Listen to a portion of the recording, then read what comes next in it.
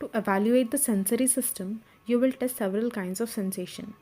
The pain and temperature, which includes the spinothalamic tracts, position and vibration, which includes the posterior columns, light touch, which includes both of these pathways, discriminative sensations, which depend on some of these above sensations but also involve the cortex.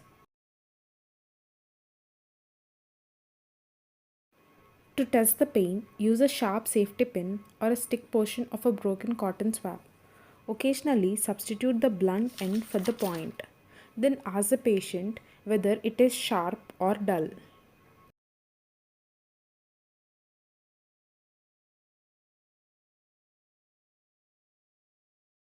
To prevent transmitting a blood-borne infection, discard the pin or other device safely. Do not reuse it on other person. Analgesia refers to the absence of pain sensation.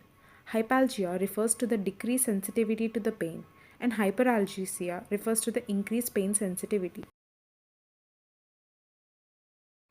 Testing of the skin temperature is often omitted if the pain sensation is normal. If there are any sensory defects, use two test tubes filled with hot and cold water. Touch the skin and ask the patient to identify whether it is hot or cold.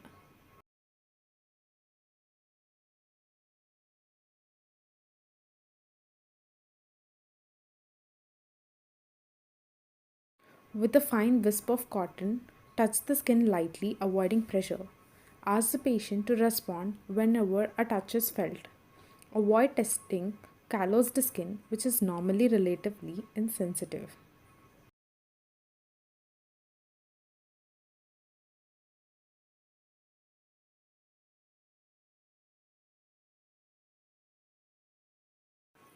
Anesthesia is the absence of touch sensation.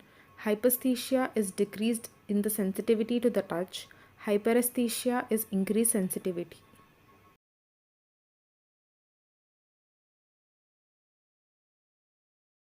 Use a relatively low pitched tuning fork of 128 Hz. Tap it on the heel of your hand and place it firmly over a distal interphalangeal joint of the patient's finger, then over the interphalangeal joint of the big toe. Ask what the patient feels if you are not sure whether the patient is feeling pressure or vibration. Ask the patient to tell you when the vibration stops. Vibration sense is often the first sense loss in the peripheral neuropathy.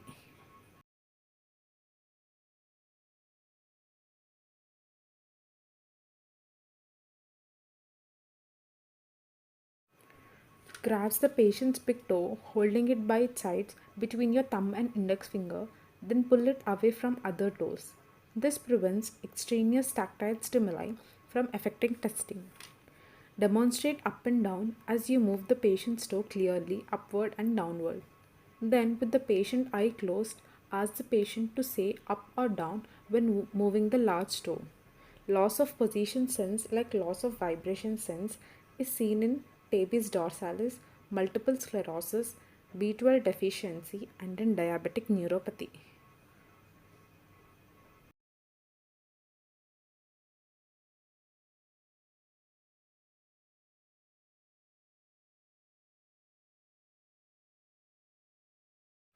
Several additional techniques test the ability of the sensory cortex to correlate, analyze, and interpret sensations. This include stereognosis, number identification or graphesthesia, two-point discrimination, point localization, and extension. Stereognosis refers to the ability to identify an object by feeling it. Place a familiar object such as a coin, paperclip, key, pencil, or a cotton ball in the patient's hand and ask the patient to tell you what it is. Normally, a patient will manipulate it skillfully and identify it correctly within 5 seconds. Astereognosis refers to the inability to recognize object placed in the hands.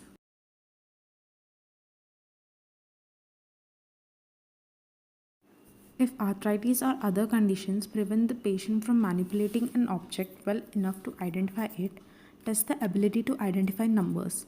With the blunt end of a pen or a pencil, draw a large number in the patient's palm. A normally able person can identify most such numbers. In inability to recognize numbers or graph anesthesia indicates a lesion in the sensory cortex.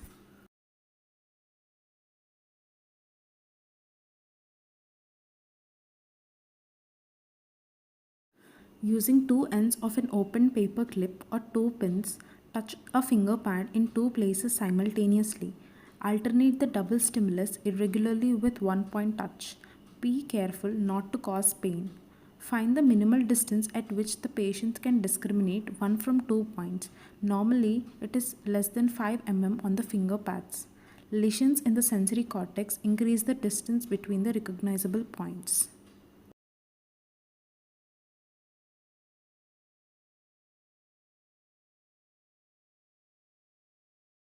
Briefly touch a point on the patient's skin.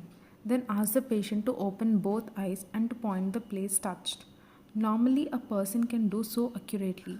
Lesions of the sensory cortex impair the ability to localize points accurately.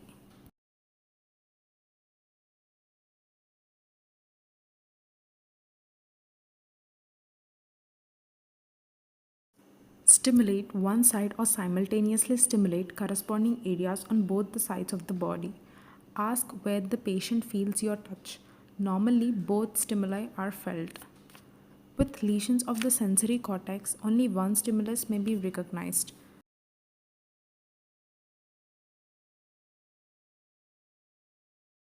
The patient's elbow should be partially flexed and the forearm pronated with the palm down. Place your thumb or finger firmly on the biceps tendon. Aim the strike with the reflex hammer directly through your digit towards the bicep tendon. Observe flexion at the elbow and watch for and feel the contractions of the biceps muscle.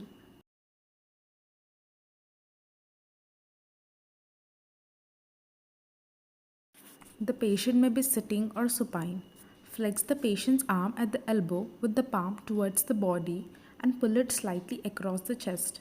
Strike the triceps tendon with a direct blow directly behind and just above the elbow.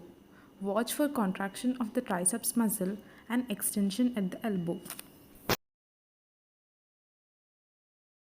The patient's hand should rest on the abdomen or the lap with the forearm partly pronated. Strike the radius with the point or the flat edge of the reflex hammer about 1 to 2 inches above the wrist. Watch for flexion and supination of the forearm.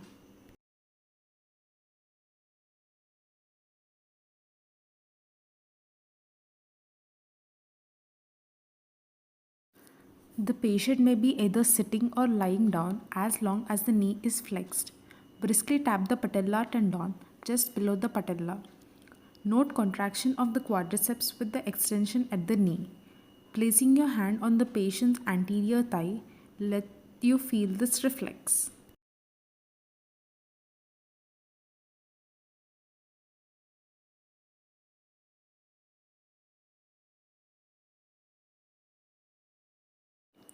If the patient is sitting, partially dorsiflex the foot at the ankle. Persuade the patient to relax. Strike the Achilles tendon and watch and feel for plantar flexion at the ankle. Also note the speed of relaxation after the muscle contraction.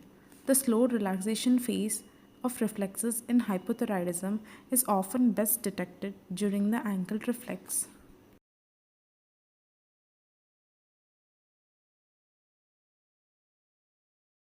If the reflexes seem hyperactive, test for ankle clonus. Support the knee in a partly flexed position.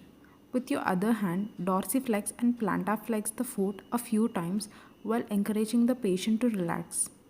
Then sharply dorsiflex the foot and maintain it in dorsiflexion. Look and feel for rhythmic oscillations between dorsiflexion and plantar flexion. Normally, the ankle does not react to the stimulus.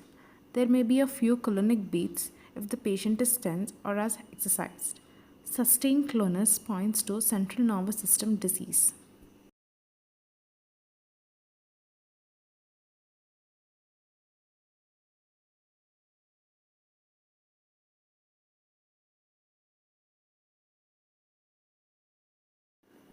Test the abdominal reflexes by lightly but briskly stroking each side of the abdomen above, which includes T8, T9, and T10, and below T10, T11, and T12, the umbilicus in the directions illustrated. Use a key, the wooden end of a cotton tipped applicator. Note the contractions of the abdominal muscles and movement of the umbilicus towards the stimulus. The abdominal reflexes may be absent in both central and peripheral nerve disorders.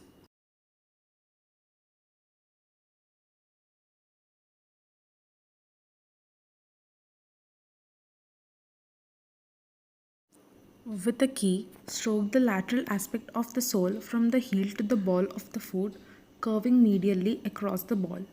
Use the lightest stimulus needed to provoke a response but increase firmness if necessary. Closely observe the movement of the big toe, normally plantar flexion.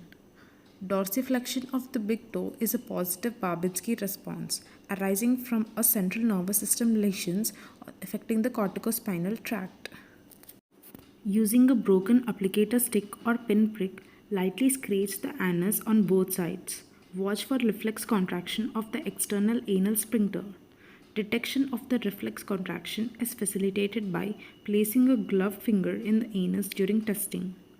Loss of anal reflex suggests a lesion in the S2, S3, S4 reflex are seen in chorda equina lesions.